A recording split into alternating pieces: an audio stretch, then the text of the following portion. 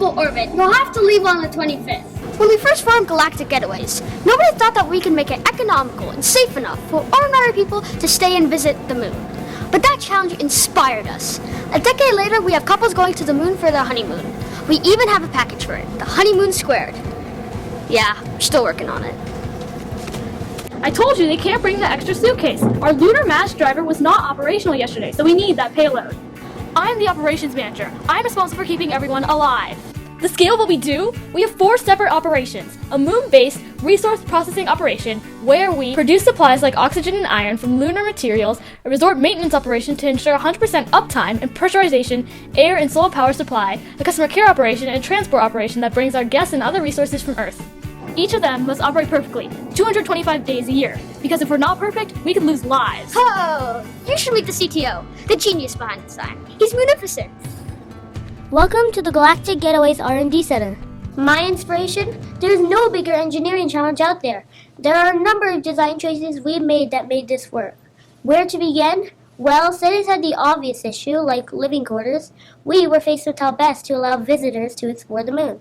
That's why we developed the Galactic Getaways Moon Touring Rover.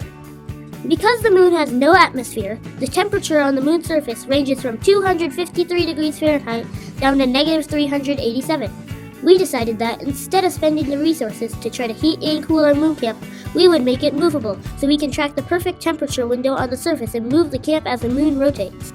You call it a camp, but it's really a full-fledged luxury resort on wheels. It's less an RV and more like the 4 moon seasons. Now for the serious stuff. The biggest issue we face on the trip is nausea. You should expect it. After all, you'll be sitting on top of a 2-stage rocket with a first stage 7,000 kilonewtons. That's a lot of force. Just follow the nausea protocol in your packets and keep looking out the window. We try to prepare our customers for every situation. When they return, most people say they were surprised at just how quiet it is. Since there's no air, sound cannot travel above the surface. Customers often just enjoy the peace. Hey, just because it's quiet outside doesn't mean we don't party inside. Every evening we have games like Moonopoly, tasty meals like linguine with Moonera sauce, and we also have our own art gallery with our version of famous art like the Mona Lisa. Yeah, I need to go and make sure people know how to vomit correctly. I'm having fun for that. We fly you to the moon!